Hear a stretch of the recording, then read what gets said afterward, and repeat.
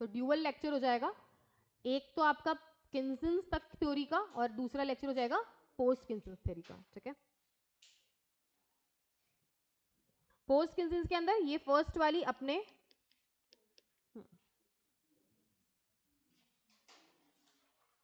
बहुत इजी है, बाकी जो तीन है फ्राइडमैन्स रीस्टेटमेंट ऑफ क्वांटिटी थ्योरी, पढ़ते जाओ, पढ़ते पढ़ते समझ में आएगा, कुछ भी नहीं है। चलो देखो क्या बोलता है ये बंदा, यार सबकी बातें सुन रहे हैं अपन, है ना, बहुत बातें सुन ली अपन ने, कौन क्या बोल रहा है, कौन क्या बोल रहा है।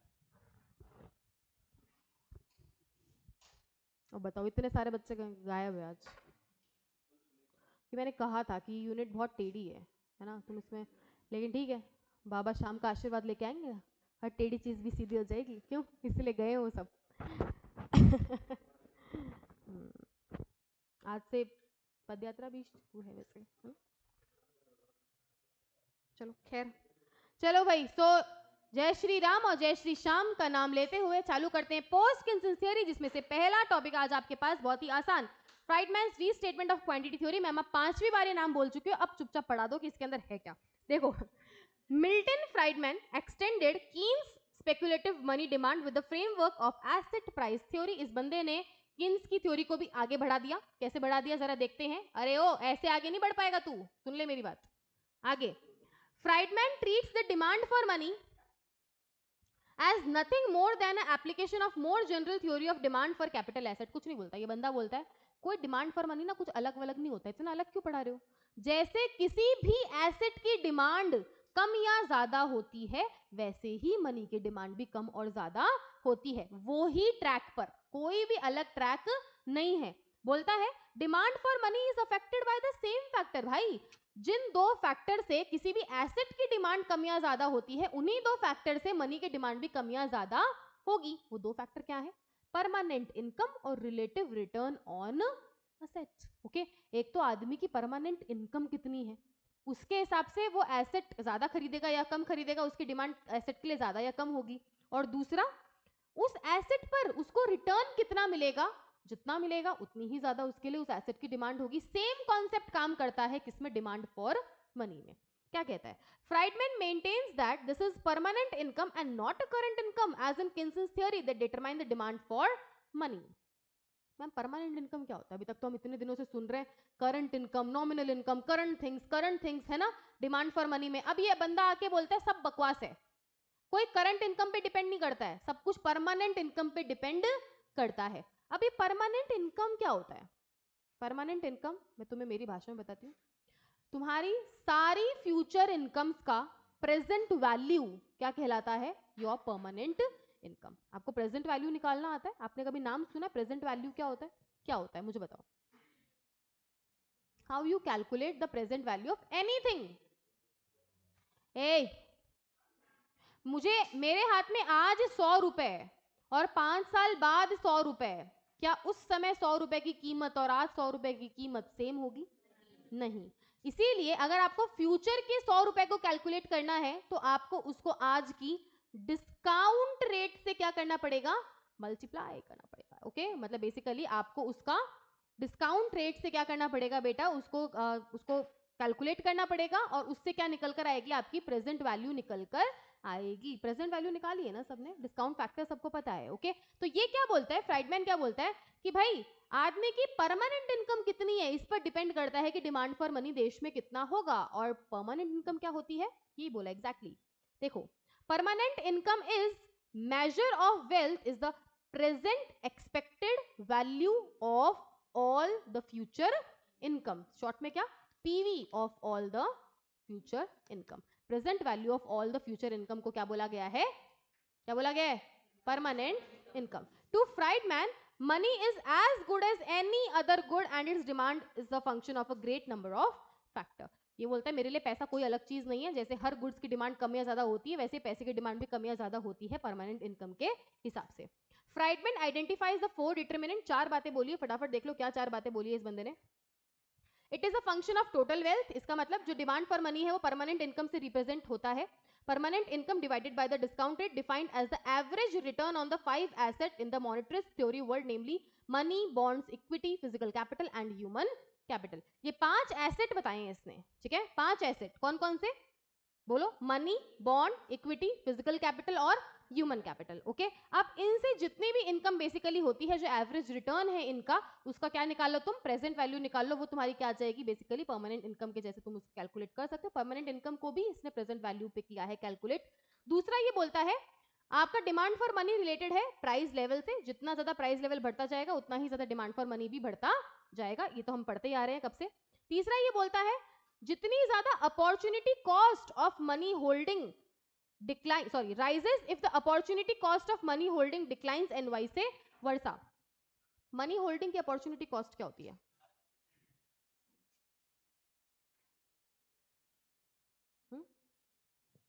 हद हो गई यार। देखो, अपॉर्चुनिटी कॉस्ट क्या होती है? ए ऑप्शन को चूज करने के कारण मुझे बी ऑप्शन की क्या चीज नहीं मिली, जो मुझे नुकसान हुआ है, वो उसकी क्या है?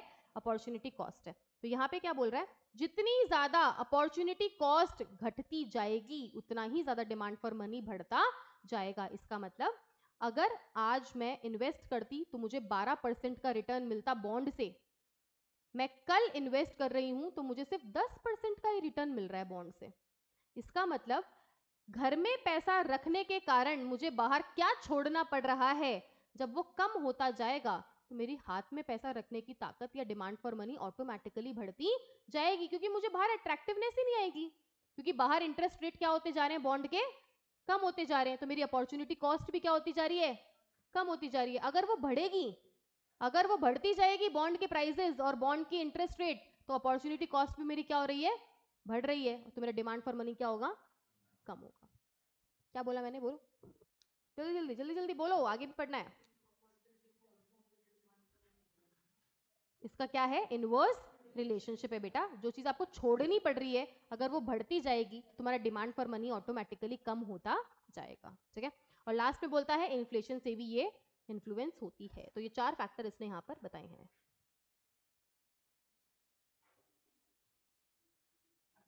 The demand for money as a behaviour toward risk, कौन पढ़ेगा, कोई पढ़ो, वहां से पढ़ो। ओ मत पढ़ो, सॉरी सॉरी, मैं पढ़ती हूँ, वो तुम्हारे पास इधर नहीं है ना, तो सामने ही है, ठीक है, कोई बात नहीं। James Tobin, an American economist, in his analysis makes a valid assumption that people prefer more wealth to less. According to him, an investor is faced with the problem of what proportion to his portfolio of financial asset he should keep in the form of ready money. बाप रे, इतनी बातें बोलने के बाद बोल रहा है सीता कौन है। ये बोल रहा है कि लोगों का सबसे बड़ा प्रॉब्लम क्या है कि वो ये डिसाइड नहीं कर पाते कि उनको कितना पैसा रेडी मनी, इसका मतलब वही हाथ में होल्ड करके रखना है। According to Tobin, when individuals are faced with various safe and risky assets, they diversify their portfolio by holding a balanced combination of safe and risky asset. ये कहता है 100 रुपए अगर आदमी के हाथ में है ना, वो 100 का 100 रुपए शेयर में नहीं लगाएगा, वो बैलेंस करेगा। 100 में से 50 रुपए रिस्की एसेट में लगाएगा और 50 रुपए नॉन रिस्की एसेट के अंदर लगाएगा। According to Tobin, an individual's behavior show the risk aversion, which means they prefer less risk to more risk at a given rate of return. Balance risk basically उसको रखना है। If an individual chooses to hold a greater proportion of risky assets such as bond or shares, he will be earning a high average return but will bear a high degree of risk. एक line मुझे याद दिला दो जो business के लिए बोली जाती है, higher the risk higher the return. ये क्या बोलता है, सेम बात बोला है, बातें नहीं चाहिए, सिर्फ इसकी बात सुनो। ये जो बोल रहा है सेम बात यहां पर बोल रहा है, ये बोल रहा है जितना ज्यादा एक इंडिविजुअल रिस्की एसेट का प्रोपोर्शन अपने पोर्टफोलियो में रखेगा उतना ही ज्यादा उसकी अर्निंग क्या होगी, हायर, क्योंकि higher the risk higher the return. लेकिन उसका रिस्क भी, द डिग्री ऑफ रिस्क भी क्या होता जाएगा, बढ़ता चला जाएगा। जितना रिस्की एसेट रखेगा उतनी रिटर्न्स हाई आएंगे, लेकिन उतना ही रिस्क भी बढ़ता चला जाएगा। Tobin argues that risk averter will not choose such a portfolio and will all risky bonds or greater proportion of risk averter का मतलब है कि जो आदमी रिस्क नहीं चाहता वो कभी भी ऐसा पोर्टफोलियो चूज नहीं करेगा जिसमें ज्यादा रिस्की एसेट का सामना उसको करना पड़े। इन अदर केस उल्टा होगा। An individual who in his portfolio holds only safe and riskless assets such as money in the form of cash or demand deposit, he will be taking almost zero risk and will also be getting no return. ये बोल रहा है दूसरा आदमी कौन होगा, जो कि एकदम नॉन रिस्की एसेट रखना चाहता है, तो हालांकि उसका जीरो रिस्क होगा क्योंकि उसने कोई रिस्की एसेट अपने यहाँ पर रख ही नहीं रखा, लेकिन उसका रिटर्न भी तो कितना होगा, जीरो ही होगा, no return no risk. Okay, therefore people prefer a mixed portfolio which each person opting for a little different balance between risk and return. इसलिए हर आदमी मिक्स पोर्टफोलियो रखता है, कुछ रिस्क वाला कुछ नॉन रिस्क वाला। जैसे नॉन रिस्क का कुछ बताओ मुझे। रिस्की पोर्टफोलियो तो आ गया ना, शेयर्स में इन्वेस्ट कर दो, बॉन्ड्स में इन्वेस्ट कर दो, इन चीजों में इन्वेस्ट कर दो। नॉन रिस्की में क्या आता है? सेविंग्स अकाउंट में पैसा रख लिया और म्यूचुअल फंड का बाजार रिस्क के अधीन है। इसमें जो जोखिमों का सामना आपको करना पड़ सकता है, इसमें जो भी आप इन्वेस्ट करते हो सोच समझ कर इन्वेस्ट करें। No, it is risky definitely. FD non risky, कोई रिस्क नहीं है भाई, तुम्हारा पैसा है, तुमको मिल ही जाएगा डेफिनेटली। घर की तिजोरी में मैम, उसमें भी तो चोरी का रिस्क है। आजकल तो घर वाले ले लेते, बताओ नहीं क्या? क्या हो गया भाई तुझे?